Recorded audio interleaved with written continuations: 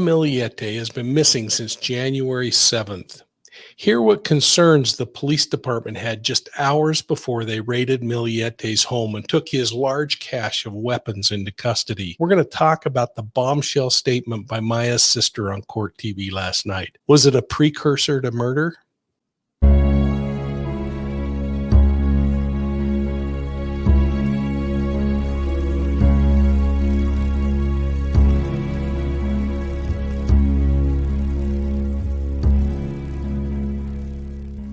Hello, everyone, and welcome to Profiling Evil Reacts.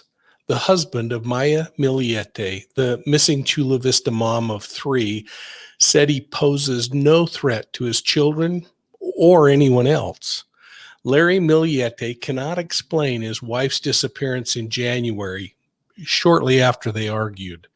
More troubling, he can't provide any reasonable explanation for Maya to leave her vehicle at home, leave her mobile phone at home, something she was tethered to, or leave her wallet and identification and money at home before taking off. You know, this is one strange whodunit, and it's just getting a little bit weirder with information about this new gun violence restraining order being made public. I hope that you'll take a minute, hit that like and subscribe button, and make sure you ring the bell so that you get all of our notifications on cases like this one. A restraining order like this restricts and prohibits Larry Millete from possessing or buying more guns. It was issued back in May, just before police raided his home and took the weapons into custody. According to the recently released document and the Chula Vista Police Department, they needed to keep the warrant sealed so that there wouldn't be a risk that Millete would somehow get notified and take the guns or take the children and flee the area. Remember, there were also passports on that table on the picture that was there, the picture with his 4-year-old son in it. Now, what really struck me was that the police also indicated that they feared Millete may barricade himself in the house during the time they were serving the search warrant. The order revealed Millete showed what seemed to be really odd judgment again to me as he photographed this cache of 16 weapons, with his 4-year-old child standing right in the middle of all the weapons. And I might add, thousands of rounds of ammunition. The collection included 2 illegal assault weapons, according to police. Now, Millete argues they were not illegal. 3 pump shotguns, a rifle with a scope, and 5 handguns. I was really troubled by a statement in the report that indicated that the 3 minor children, quote, had the combination and access to the safe where the firearms were stored, close quote.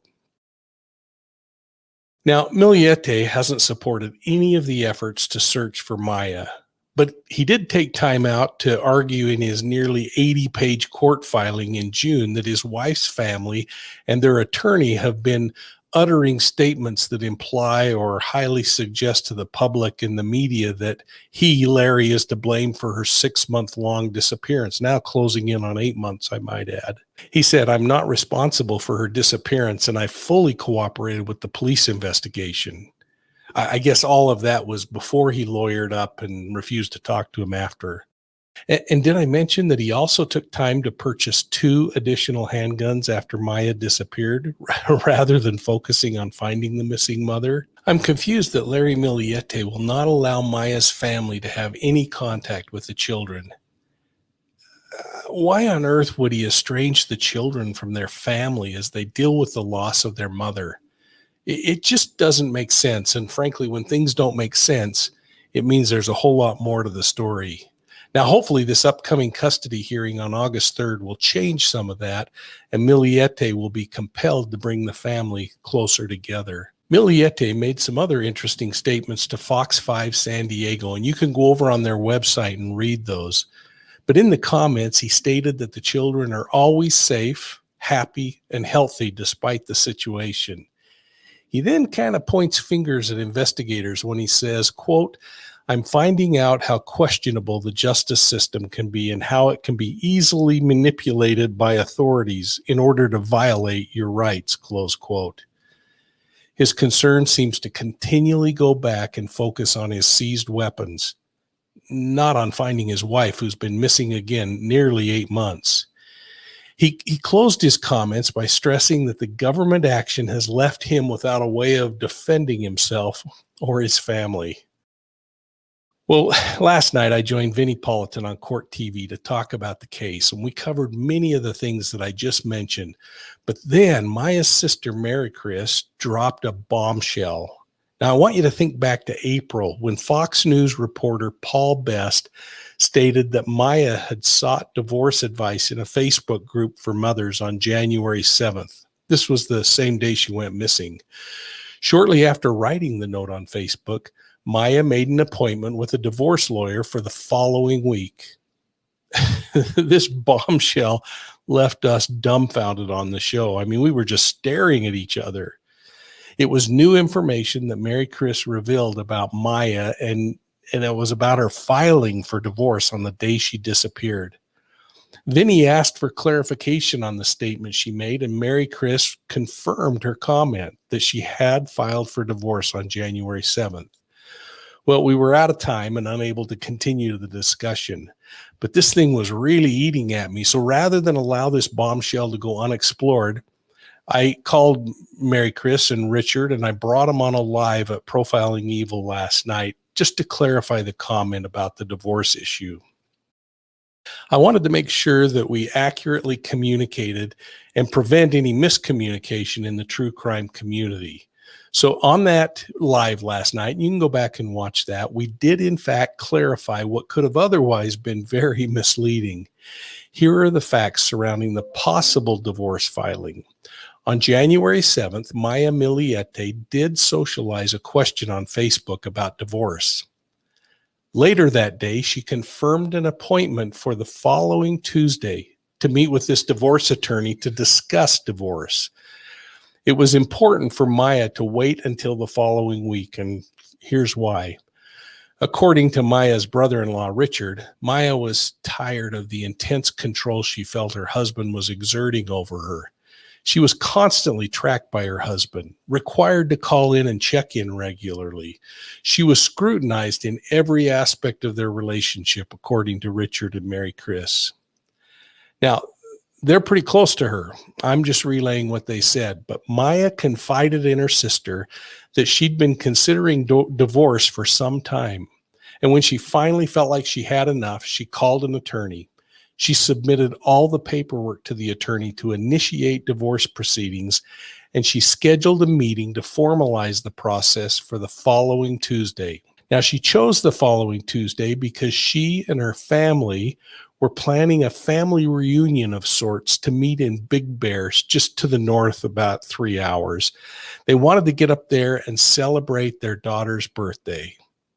She didn't want a cloud of this pending divorce to put a big downer over the weekend, and she wanted her daughter to have a special day. She was like being a mother, thinking of her children first. Well, it would appear that while Maya was thinking of her children, her husband allegedly was thinking of how this choice of filing would impact him. My question is, did Larry discover all this information on January 7th? Was it expected since they'd been arguing for some time anyway? I don't know. Did Larry know Maya had scheduled a meeting with a divorce lawyer? Again, another question. Think about it. Motive means an opportunity. Remember, Richard stated that Larry was controlling, that he'd tracked her vehicle motion and had access to passwords for her social media and other accounts. Now, this is evidenced, according to Richard and Maricris, by Larry's efforts to alter Maya's Facebook account after she disappeared. Was a pending divorce a motive for murder? Remember Larry's comments that the couple was arguing shortly before Maya's disappearance. The woman who texted and used social media regularly just suddenly stopped. She left her car at home. She left her mobile phone at home, and she left her money at home. She simply ceased to exist. I hope this has been helpful to clarify what could have been quite a bombshell last night. Maya did not file for divorce on the day she went missing, but according to those closest to her, she did submit all the paperwork and confirm an appointment with a divorce attorney. Her plan was divorce. So, what are your thoughts about Larry Millete being named as a person of interest last week? I mean, wasn't he a person of interest all along? I've never understood that distinction, and I wonder why law enforcement doesn't just call it like it is a little bit more often. Well, thanks for listening, and please take a moment, hit the like and the subscribe button. Make sure you're ringing that bell so you get all the notifications, so that way you won't miss any of our publications. We'll see you soon at the next crime scene.